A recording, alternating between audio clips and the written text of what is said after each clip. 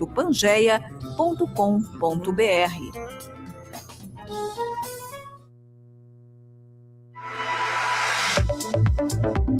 Rádio Opinião, a opinião de quem entende do assunto.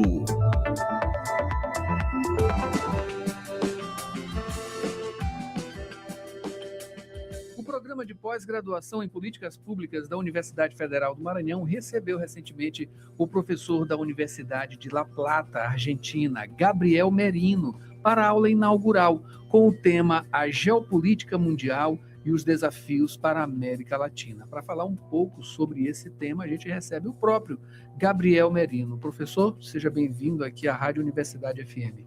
Muito obrigado, um prazer ficar aqui com vocês. Satisfação. Olha, falar desses assuntos, né? Cada vez mais perigosos, né? Bastante perigosos, vindo de um histórico já bastante problematizado por vários teóricos, vários historiadores, sociólogos, enfim, sobre as questões relacionadas à América do Sul, América Latina, né? Na geopolítica mundial. Hoje, pior do que nunca, pode-se dizer, né? Porque a gente está prestes aí a coisas, desdobramentos, né? Alguns já aconteceram, bem graves, né? Na Venezuela, recentemente, ameaças, inclusive, a outros países. Enfim, como a gente começa essa entrevista falando de uma problemática tão complexa, né? Bom, o primeiro que podemos dizer é que estamos na desordem mundial. Uma crise de hegemonia dos Estados Unidos, um declínio do Ocidente, a emergência de outros poderes, a China, a Rússia, a Índia, inclusive mesmo Sul América, o Brasil, o mundo multipolar, relativamente multipolar. E também é preciso dizer que nesse mundo multipolar, o velho hegemon tenta frenar essas tendências. E tem um conflito entre o velho mundo unipolar e as forças multipolares emergentes. E isso gera um conjunto de problemáticas. Então, isso é o que está no fundo, eu acho, da guerra mundial híbrida e fragmentada, que tem diferentes focos: Ucrânia, Gaza, Irão, Venezuela mesmo, diferentes focos e diferentes frentes. Guerra comercial, guerra tecnológica, ciberguerra, guerra de informação. Esse é o primeiro. Depois temos que falar sobre a mudança da economia mundial, que também é parte desse processo, que é um dado para graficar esse processo. A produção industrial da China é maior que a soma da produção industrial dos Estados Unidos, Alemanha, Japão e Coreia do Sul. Agora, a indústria do mundo está na China.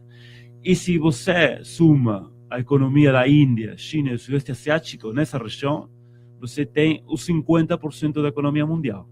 Então, a economia mundial já não está localizada no Atlântico Norte, cada vez mais está localizada no Ásia-Pacífico. Essa é uma mudança chave. E a outra mudança-chave é que o tabuleiro geopolítico euroasiático tem cada vez mais importância. E por isso vemos que nesse tabuleiro geopolítico euroasiático, em diferentes regiões chaves, tem muitos conflitos. E a América Latina tem que, em termos gerais, decidir onde vai ficar nessa transição. Se vai ser parte do cardápio ou vai ser um polo emergente. Se vai ser uma periferia do poderes em declínio, ou vai ser um jogador na mesa no tabuleiro mundial. Certo. Sendo estratégico, né, bem mais estratégico, que deve ser, né, essa expectativa.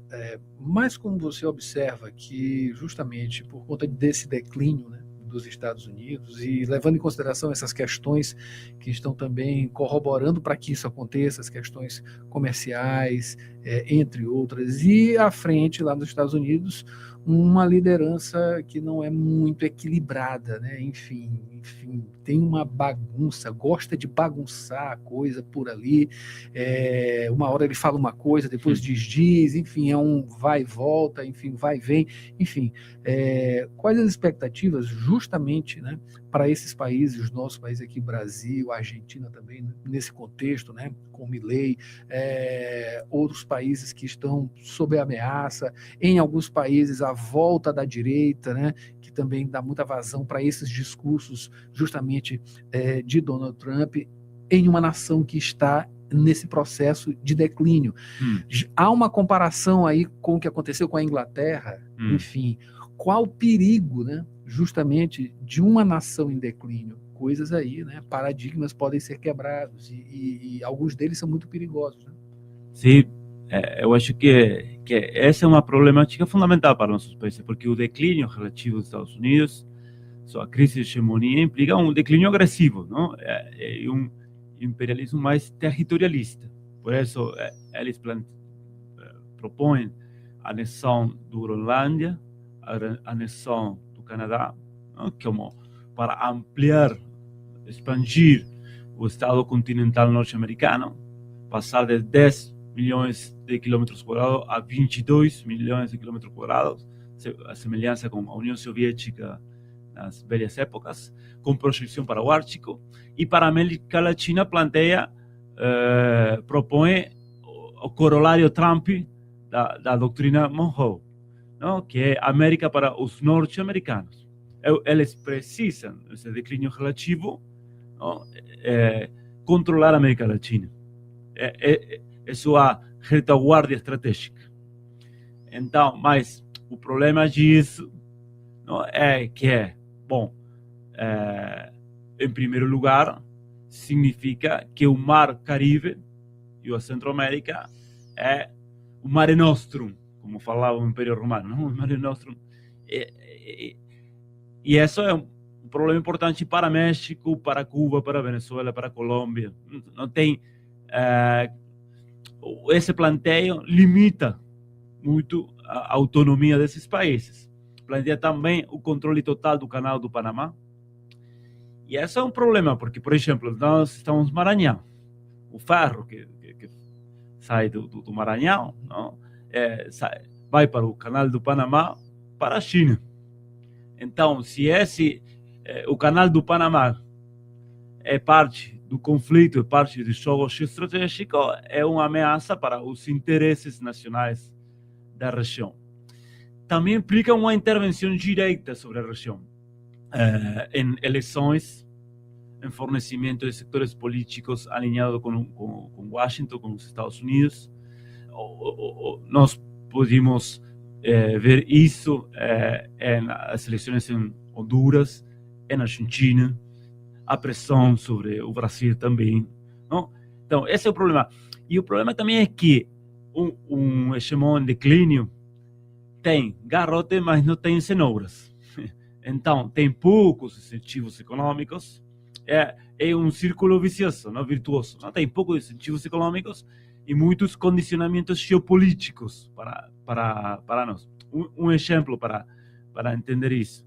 A Argentina, no ano 2014, assinou a possibilidade da construção de 2 centrais nucleares com a China. Uma com tecnologia chinesa e outra com tecnologia argentina-canadense. Bom, por pressões dos Estados Unidos, nós não podemos construir essas centrais, porque não estava permitido fazer com a China centrais nucleares na Argentina. Então, mas quando a Argentina tentou, bom, se nós não podemos fazer centrais nucleares com a China, podemos fazer com os Estados Unidos. Não, Estados Unidos não faz centrais nucleares na América Latina. Então, isso é um problema, não? Porque é o problema da dominação sem hegemonia, ou seja, sem liderança, sem incentivos econômicos. É um cenário complicado, mas temos possibilidades também de fazer outras coisas. Os Estados Unidos eles têm análises indicando, né, que está fazendo uma espécie de efeito catalisador, né, para justamente acelerar esse processo, né? Um processo de mudança enfim, de eixos aí, né? A China, ela naturalmente, né, enfim, nas últimas décadas, investe inclusive em infraestrutura em outros países, né? Não só para melhorar as questões relacionadas a esse fluxo comercial e uma série de outras coisas, né, de estrutura e infraestrutura para eles, como também para os próprios países parceiros, né? Enfim, essa tendência ela vai aumentar justamente nesse processo de uma espécie de ladeira abaixo aí, nessas questões de mudanças de eixos, né, dessas polaridades e tendo a China cada vez mais aparecido, enfim, e exercendo um protagonismo cada vez maior comercial, de influência, enfim, geopolítico. Essa é a expectativa, que isso aumente e que de repente, em breve, né, a própria Argentina construa essas usinas, enfim, e aqui no Brasil também, mais estruturas com influência chinesa e outros países também, já que os Estados Unidos, né, meio que barra e também não permite que as próprias coisas caminhem com eles mesmo. Sim, bom, essa é a tendência, né? A tendência é o crescimento da China, Ásia-Pacífico e toda essa região, implica que essa região está em plena expansão ou super expansão das forças produtivas e que o velho centro está em uma etapa de financiarização, de estagnamento, não? De não crescimento na economia real e não está expandindo infraestrutura, por o contrário, sobretudo está no negócio financeiro e a intermediação. O problema é que se você fica afastado da China, dessa Pacífico, da Índia, de todo esse processo, você perde a oportunidade de estar involucrado, não, nessa expansão, nesse novo ciclo de expansão das forças produtivas, que é também uma expansão de infraestrutura. E esse é um risco para a América Latina. A tendência é que a China vai expandir todo esse processo infraestrutural, portos, usinas. Por exemplo, agora a Argentina voltou, estava frenado, eu acho que em português, não lembro a palavra, mas estava parado, estagnado, sim. umas represas hidroelétricas no sul, que eram com financiamento chinês, por decisão política, não? Ou geopolítica. E agora está voltando, porque se você não faz essas empresas, essas centrais, essas hidroelétricas com a China, não tem outro parceiro para fazer isso. Então, está voltando. Nós estamos em um processo de mudança também na infraestrutura mundial. Cada ciclo de expansão das forças produtivas no mundo, cada ciclo sistêmico, implica também um processo, não, de transformação infraestrutural. O que está em jogo na América Latina é como vai ser isso. O primeiro é se a América Latina vai sair parte disso ou não. E a segunda questão é se vai sair parte com estratégia nacional, regional ou não. Porque você pode fazer uma parceria com a China ou que a China construa não, a infraestrutura, mas você não faz parceria. Continua como uma periferia, não? Então, essa é uma discussão também central. Se você vai ser parte e como você vai ser parte desse processo. Gabriel, para a gente já finalizar, como é que fica o Mercosul nesses aspectos todos, nesse campo aí? Enfim, tem uma possibilidade de enfim, se adiantar e ser justamente uma espécie de campo de contenção, né? Enfim, de defesa até, para que esses impactos eles não sejam tão graves, e, enfim, a América do Sul esteja do lado certo, no caso do desenvolvimento de infraestrutura e coisas do tipo? Bom, eu acho que o Mercosul é uma ferramenta muito importante para a região. Primeiro, estamos falando de infraestrutura. Por exemplo, a nova rota da seda da China, a iniciativa franca, é a rota.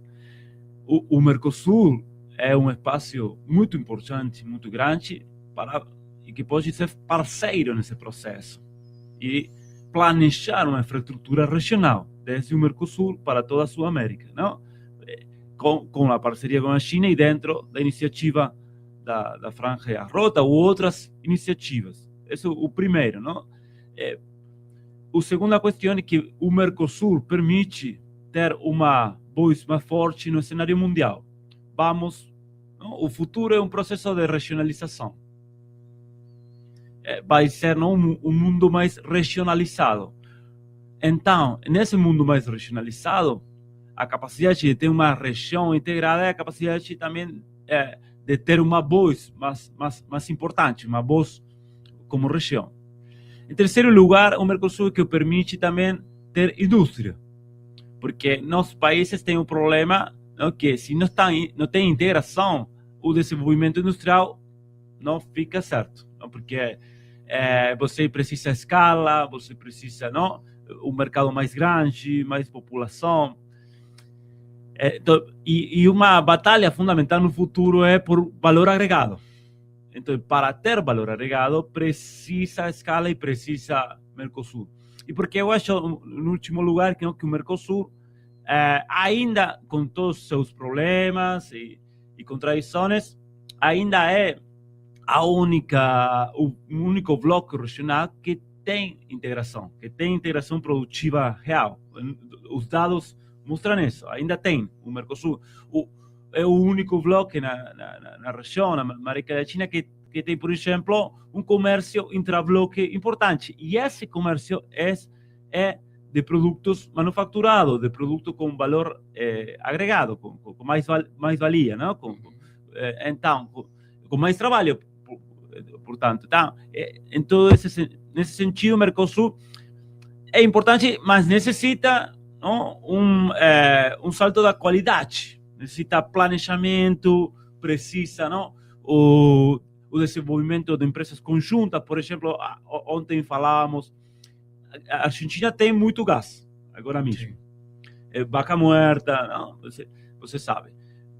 E o Mercosul importa fertilizantes. Os fertilizantes se produz com gás. Então, o Mercosul poderia construir, Argentina e Brasil, uma fábrica de fertilizantes conjuntas utilizando gás do Vaca Muerta e prover de fertilizantes para toda a região. Eu acho que temos que pensar estrategicamente e aproveitar a oportunidade histórica da atual transição do poder mundial. Sim, uma questão de oportunidade aqui no Maranhão também. A margem equatorial hoje é um paradigma aqui no país, né, justamente para a produção de gás, né? Enfim, já chega nesses aspectos também de uma expectativa boa, grande, né? Justamente por conta dessa exploração, né, aqui na margem equatorial. Bom, acabamos de conversar aqui com o simpático Gabriel Esteban Merino, que é professor da Universidade de La Plata, Argentina, né? Conversou com a gente aqui e ele esteve aqui na Universidade Federal do Maranhão para a aula inaugural, justamente do programa de pós-graduação em políticas públicas da UFMA. Professor, muito obrigado pela sua presença, suas análises aqui. A gente espera recebê-lo, né, futuramente, quem sabe de novo aqui, e, enfim, continuar nessas discussões, né, que são extremamente importantes, né, para a nossa região, para o nosso estado aqui, para o nosso Brasil, né, para a Argentina também. Muito obrigado, prazer ficar aqui com vocês. Satisfação de recebê-los também aqui, acompanhando a gente no Rádio Opinião. A gente volta em uma próxima oportunidade. Confira mais entrevistas em www.universidadefm.ufma.br. Até a próxima. E assim a gente finaliza a edição de hoje. Ficamos devendo o esporte, mas a gente traz amanhã com certeza para você a partir de 7h10 na Rádio Universidade. Mara Nogueira já vem com... Trazendo Conexão PET, tem também Avançar e o programa Fala Defensoria na volta amanhã, 106. É isso aí, até amanhã. É isso aí, a gente se encontra.